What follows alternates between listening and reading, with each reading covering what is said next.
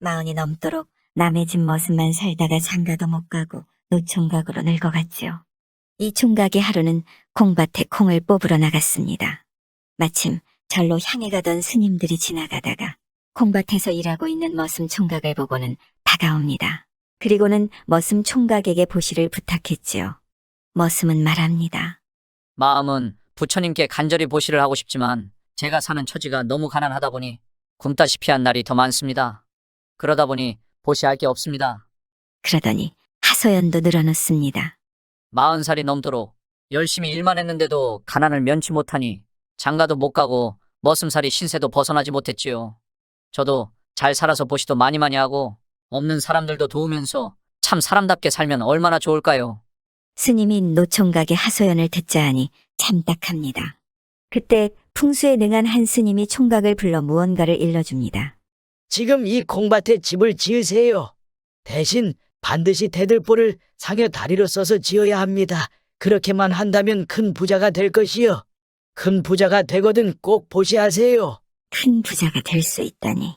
머슴 총각은 그 길로 주인 영감에게 냅다 달려갔습니다. 그리곤 일하고 있던 콩밭 한 귀퉁이에 움막집을 짓고 살게 해달라 간청했습니다. 주인 영감은 노총각이 다 되도록 자신의 집에서 열심히 일해준 머슴인데다 어차피 머슴이 일하는 밭 옆에 움막 하나 짓는데 뭐 그리 큰일이겠습니까 하여 흔쾌히 허락해 주었습니다. 움막집도 집이 아닌가. 자신의 형편의 감지덕지였습니다. 상여다리를 대들보로 집을 짓기만 하면 되었으니까요.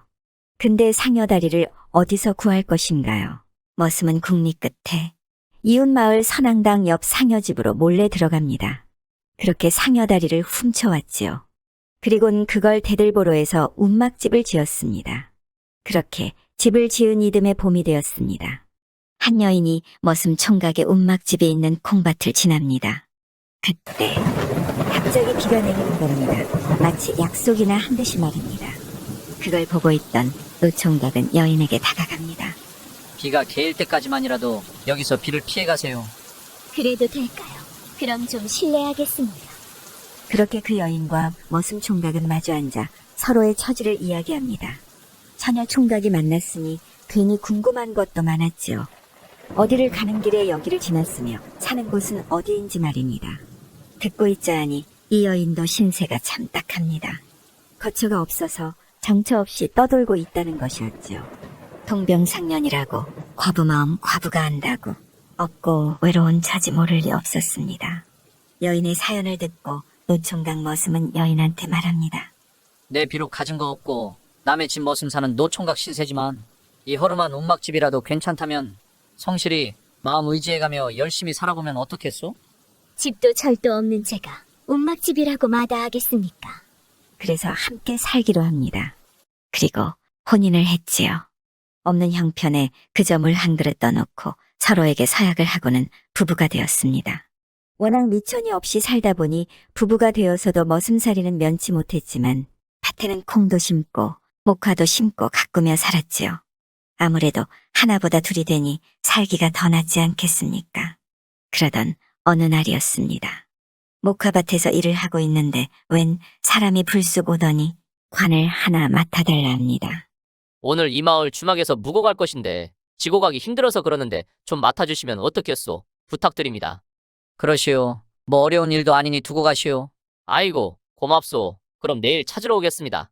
그런데 이게 웬일일까요? 밤새 안녕이라더니. 관을 맡기고 간 남자는 마을 주막집에서 술을 먹다가 죽었다는 겁니다. 하루아침에 관 주인이 없어진 겁니다. 그래서 주인 없는 관이 된 그 상자를 머슴이 열어보았습니다. 세상에, 이게 다 뭐랍니까? 관 속에 금이 가득 차 있는 게 아니겠어요. 관 속에 가득 찬 금을 보고 눈이 휘둥그레진 머슴은 어찌 됐을까요? 말해 뭐하겠어요. 하루아침에 큰 부자가 되었습니다. 평생 남의 집 머슴만 살다가 죽는가 했는데 큰 부자가 된 것이죠. 이 머슴의 딱한 형편을 훤히 잘 알고 있던 마을 사람들도 자신의 일처럼 기뻐해 주었습니다. 이 마을 사람들도 늘 빠듯하게 살면서도 도움 주며 살펴주기도 했었으니까요. 마을 사람들은 축하해주러 큰 부자가 된 노총각네 집을 찾아갔습니다. 그런데 개구리가 올챙이 시절 모른다 했었나요? 가난한 마을 사람들을 보더니 잔치를 베풀지는 못할 망정, 오히려 보잘것없이 산다며 괄세를 하지 뭡니까? 지난날 일을 주러 다니며 굽실거렸던 때를 까맣게 잊어버린 모양입니다. 하루아침에 이렇게 달라질 수 있을까요? 거지가 밥 한 덩이 동량이라도 올 때면 평생 빌어먹으라며 그냥이나 돌려보낼 일이지 윽박을 질러 돌려보내버렸죠. 이렇게까지 인색할 게 뭐랍니까? 또 얼마나 거만을 떠는지. 마을 사람들을 대하는 태도가 예전하고는 완전히 딴판이었습니다. 머슴은 변했습니다. 하루아침에 큰 부자가 된 머슴 이야기는 모르는 사람이 없었지요. 발없이 떠도는 소문은 흘러흘러 결국 예전의 총각을 부자로 만들어준 스님의 귀에까지 닿았습니다. 소문을 들은 스님은 이 사실을 확인하기 위해 부자가 된 머슴의 집으로 찾아갔습니다. 과연 소문대로 운막집이 대궐 같은 집으로 변해져 있었죠. 부리는 하인도 여럿이고 참 떵떵거리며 살고 있었습니다. 스님이 집을 들어서려는데 문간 행랑채에 사는 하인이 나와 문을 막아서는 겁니다. 함부로 드릴 수 없다면서 말입니다. 못 들어가게 하자 중은 주인과의 지난날 친분을 이야기했습니다. 그렇게 겨우겨우 부자 머슴을 만났지요. 큰 부자가 되니 만나기도 참 어렵지 뭡니까? 스님은 어렵게 만난 부자 머슴한테 보시를 부탁합니다.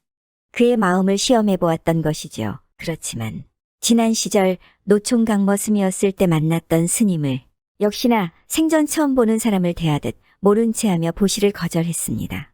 사람이라 변한 걸까요? 사람이라 변하면 안 되는 걸까요?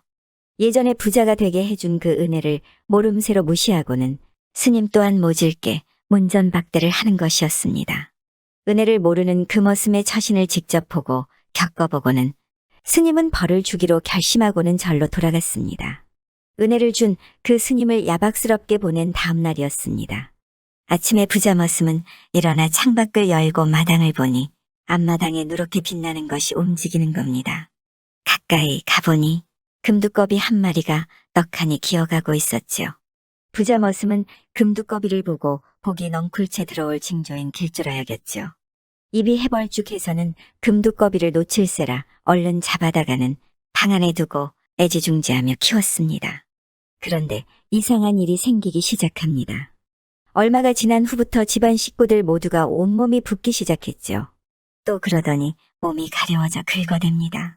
결국 가려움이 견디기 어려운 피부병에 걸리고 만 것입니다.